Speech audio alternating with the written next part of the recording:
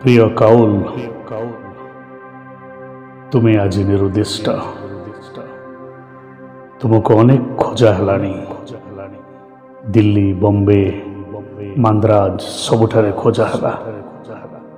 ଯେତେ ସବୁ ଠିକଣା ମନେ ପଡ଼ିଲା, ହଂକଂ, ଲଣ୍ଡନ, ଭିଏନାରେ ତୁମ ବନ୍ଧୁବାନ୍ଧବମାନଙ୍କ ପାଖକୁ ଚିଠି ଯାଇ ଫେରି ଆସିଲାଣି, କିନ୍ତୁ ତୁମର ପତ୍ତା ମିଳିନାହିଁ।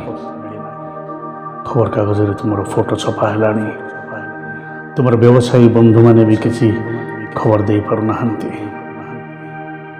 ତୁମେ କେଉଁଠି ଅଛ ଜାଣିବା ଆଉ ସମ୍ଭବ ନୁହେଁ।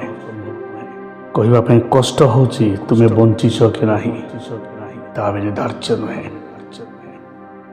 ମୋ ପାଖରେ ତୁମର ଗୋଟିଏ ଅମାନତ ଅଛି, ମନୀଷାର ଶେଷ ଚିଠି ତୁମ ପାଇଁ। ତାକୁ ନେଇ କ'ଣ କରିବି କିଛି ସ୍ଥିର କରିପାରୁନାହିଁ।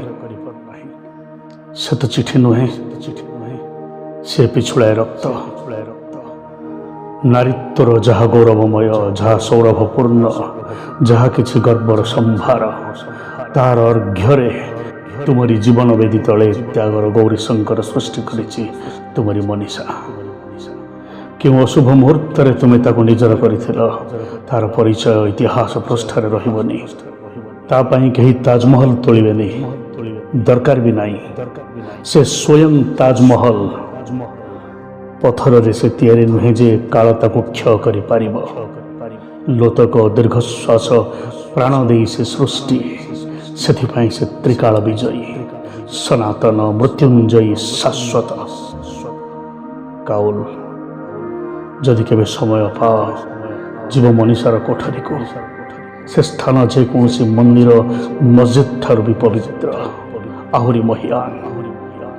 ହୁଏତ ସନ୍ଧାନ ପାଇବ ଗୋଟେ ବିକ୍ଷୁବ୍ଧ ଅଶାନ୍ତ ଆତ୍ମା ଘୁରି ବୁଲୁଛି ତୁମର ଟିକେ ଦର୍ଶନ ପାଇଁ, ଟିକେ ପରଶ ଲାଗି। ତୁମେ ଅବହେଳା କରିବନି କାଉଲ, ଏହା ହିଁ ତୁମ ପ୍ରତି ମୋର ଏକାନ୍ତ ଦାୟିତ୍ୱ।